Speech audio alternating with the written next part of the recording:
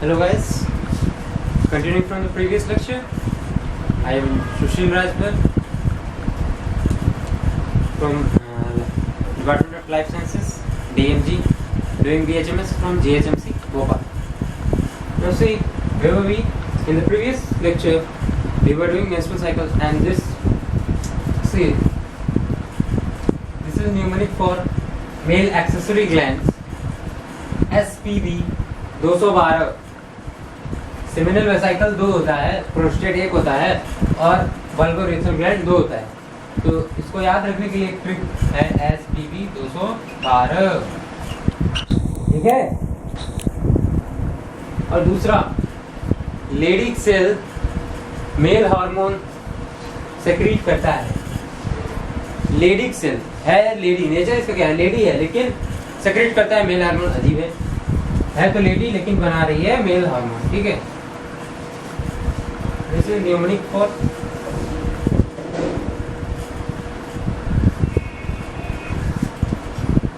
now where are we at menstrual cycle.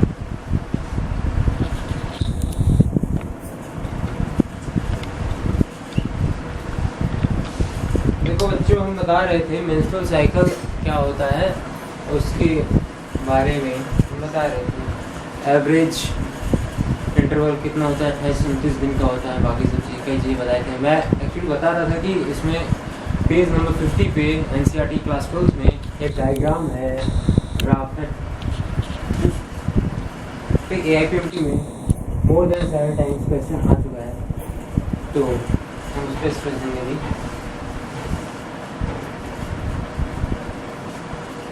Page number 50 NCERT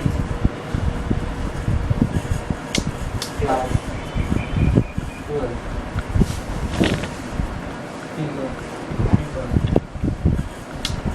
okay,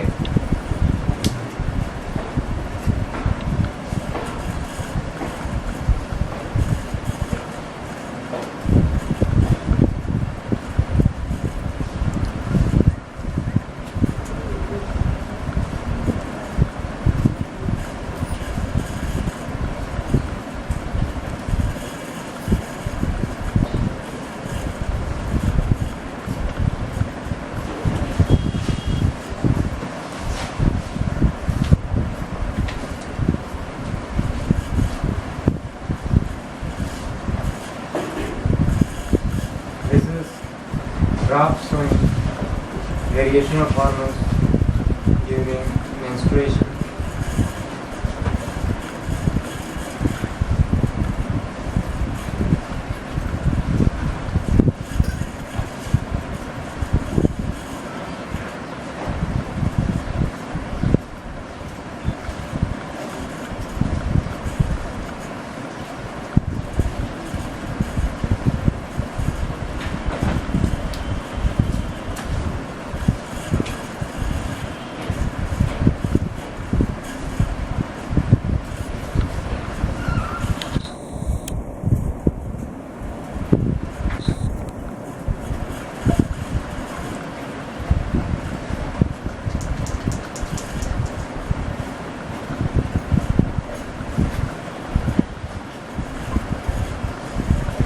Progesterone hormone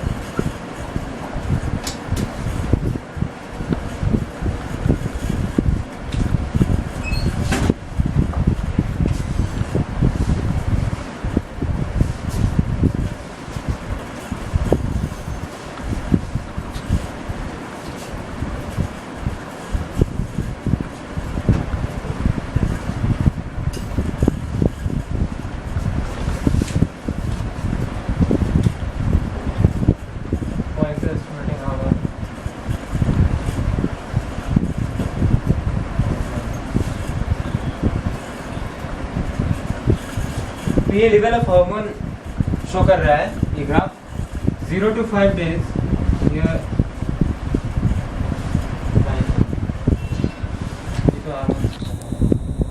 यहाँ पे होता है menstrual flow occurs,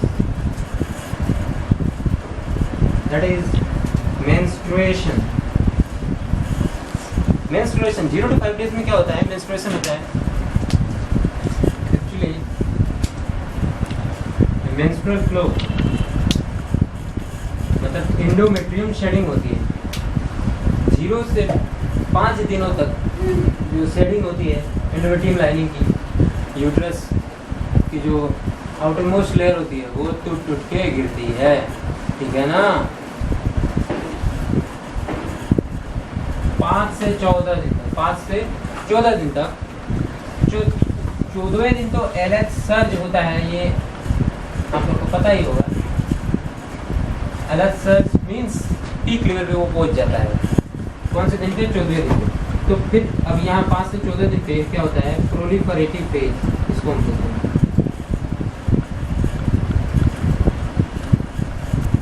proliferative phase बोलते हैं। तो यहाँ क्या होता है? इसको फॉलिकुलर फेज भी बोलते हैं।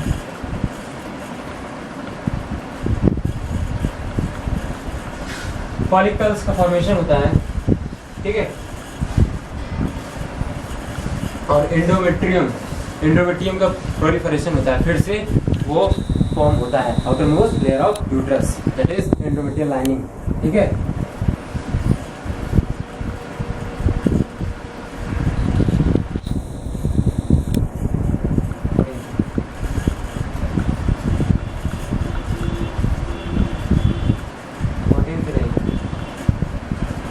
Level of FSH, इसको हम क्या बोलते हैं? LH सर्ज, ठीक है। क्या बोलते हैं? LH surge. अब AIPMT LH सर्ज बोलते हैं। 23 से नाउ इसके ऑनवर्ड्स 14 के बाद कौन सी पीरियड आती है? किसकी पीरियड आती है? यहाँ पे ये ल्यूटियल फेज बोलते हैं, ठीक है। Next cycle begins. अब 14th डे के आसपास, 14th डे के आस और पास क्या होता है? ओव्यूलेशन। आप काम करने जा रहे हैं तो अब ये नहीं कि 14वें दिन ही होगा तो मतलब 13वें दिन काम कर सकते हैं, नहीं, ऐसा नहीं है। 13th डे भी रिस्क फैक्टर होता है, रिस्क। तो आप कंट्रासेप्टिव का इस्तेमाल करिए करते समय। और 14th डे में ओव्यूलेशन होता है, नॉर्मली हम ऐसा पढ़ते हैं, बट 13th डे में भी हो सकता है और 15th डे में भी हो सकता है।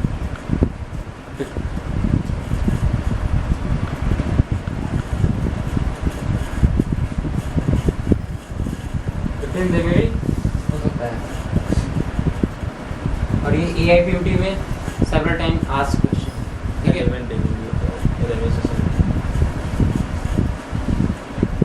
और 11th डे से, एक्चुअली 11th डे से स्टार्ट हो सकता है, प्रोबेबिलिटी है 11th डे होता है, ठीक है।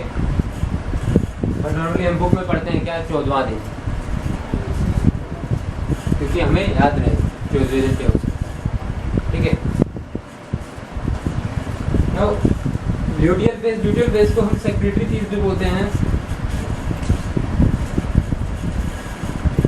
सेक्रेटरी फेज, ठीक है बेटा। Luteal phase is also known as secretory phase. यहाँ फॉर्मेशन होता है कॉर्पस ल्यूटियम का, ठीक है। और after this next cycle begins.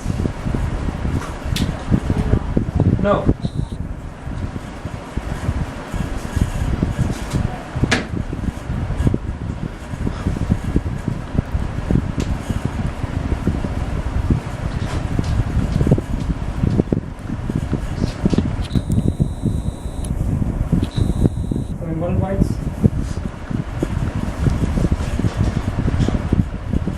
absence of menstrual cycle is indicator of what? खतरा, मतलब प्रेगनेंसी का मतलब MC अगर नहीं हो रही है किसी की तो हो सकता है वो प्रेग्नेंट है लेडी, ठीक है। पर MC है तो ये इसको हम बोलते हैं it is normal reproductive life, संतुष्ट यौन जीवन चल रहा है, ठीक है। So this was about menstrual cycle, okay. Now the next topic is spermatogenesis and oogenesis, that is gametogenesis. First we will deal with spermatogenesis.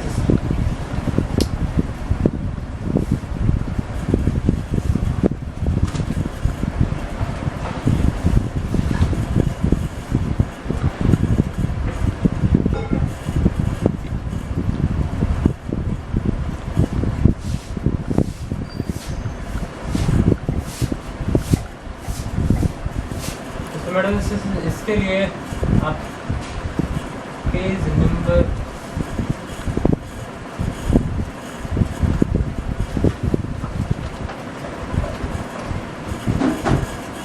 Page number 49 diagram 3.8 NCERT class 12 देखिएगा, diagram वहाँ दिया हुआ है, that is very important, okay.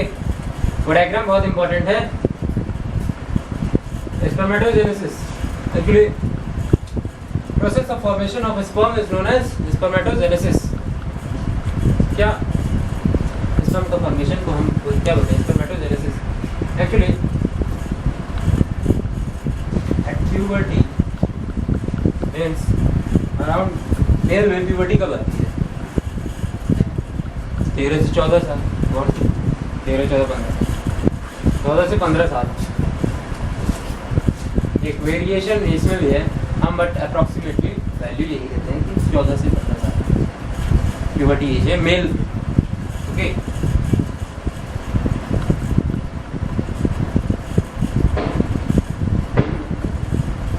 तो firstly आपका जो spermatogonia होता है,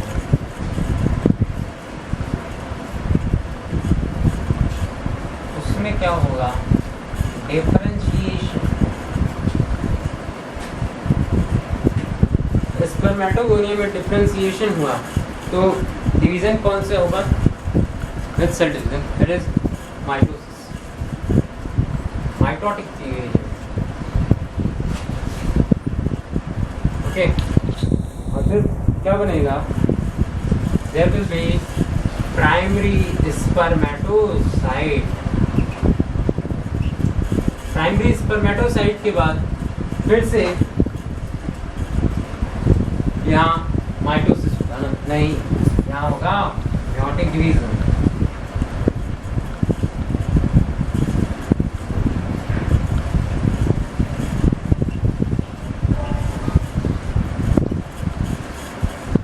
प्राइमरी स्पर्मेटोसाइट के बाद मेयोटिक डिवीजन होगा, मेयोटिक डिवीजन से बनेगा secondary spermatocyte. Now there will be और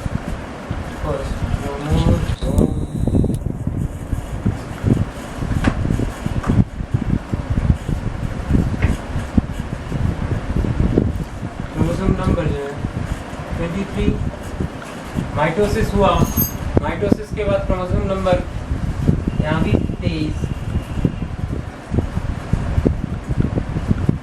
now secondary spermatocyte, secondary spermatocyte यहाँ पे क्या होगा सर? 23 पेयर्स होगा ना? यस, 23 पेयर्स होता है, okay.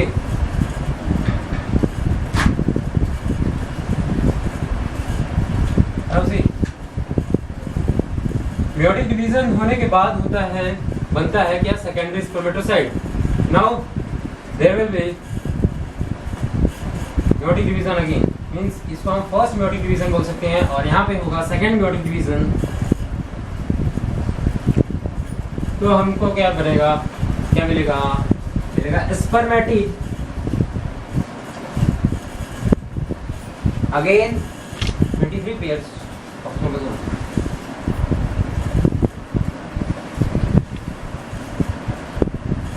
Now there will be differentiation.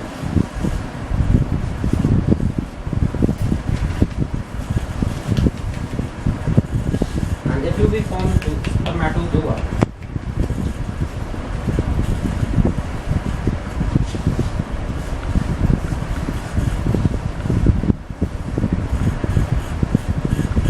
Okay. Sir इस पेंटिन में 23 होगा, पेयर होगा कि नहीं? नहीं बेटा, यहाँ 23 होगा। ओके, स्पर्मेटिड में ओनली 23 बिकॉज गामियोसिस सेकंड म्योटिक डिवीजन हुआ है, ठीक है। और सर वो रिडक्शनल डिवीजन है ना? हाँ, रिडक्शन डिवीजन, आप सही बोल रहे हैं, रिडक्शन डिवीजन हुआ है इसलिए 23 है। और यहाँ हमको हमारा प्रोडक्ट मिल गया spermatozoa, that is male gamete.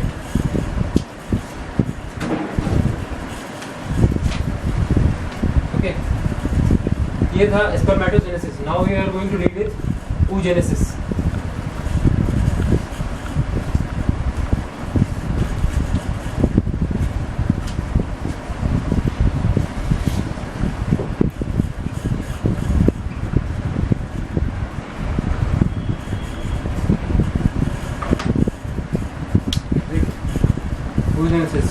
oogenesis में you will have pneumonia।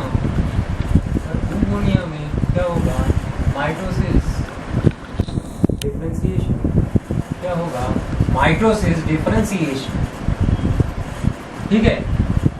pneumonia में माइटोसिस डिफरेंशिएशन होगा तो you will have first आपके पास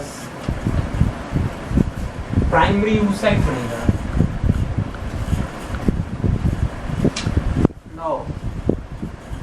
Now there will be formation of first polar body and secondary oocyte. Okay. First polar body and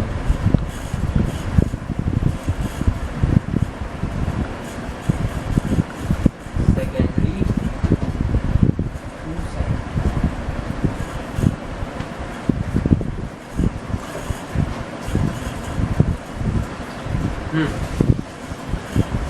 This is first meiotic division। यहाँ पे पहला meiotic division हुआ तो first polar body बना और secondary oocyte बना। Now first polar body क्या होगा? इसका wait degenerate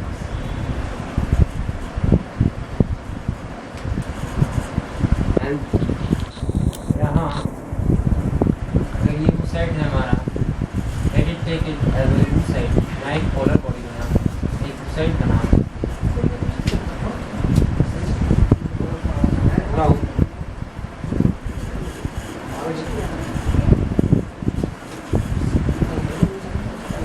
this is primary oocyte।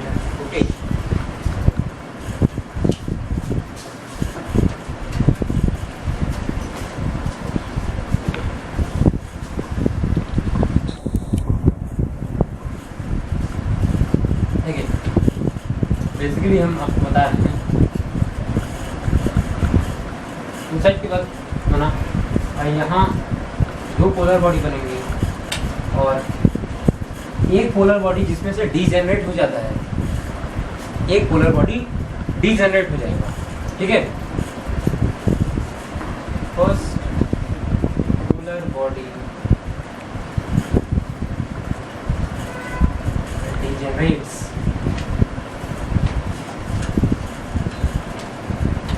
क्योंकि ओवम जो oocyte होता है फाइनली इसको बनना क्या है? ओवम। तो सारा प्रोसेस जो है आफ्टर आफ्टर फर्टिलाइजेशन सारे काम इसी में होने हैं। तो इससे न्यूट्रिशन चाहिए, that's why first polar body degenerates और एक पोलर बॉडी रह जाए, ठीक है। Proceed.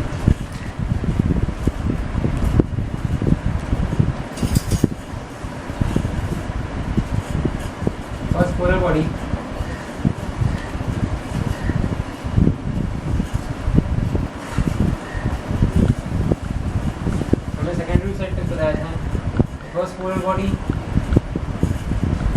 Secondary vesicle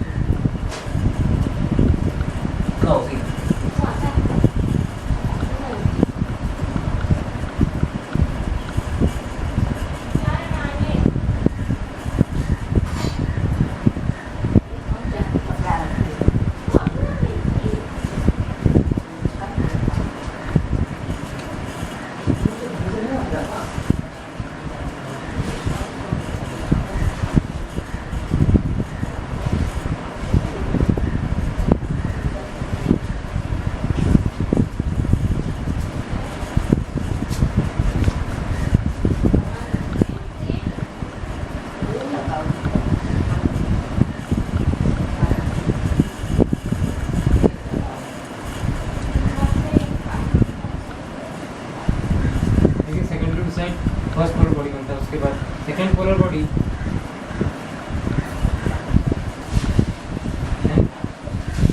formation of force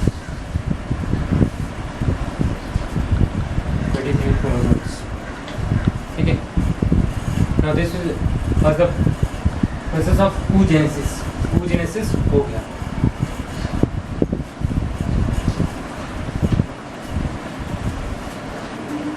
Now with this we complete the topic of reproduction here.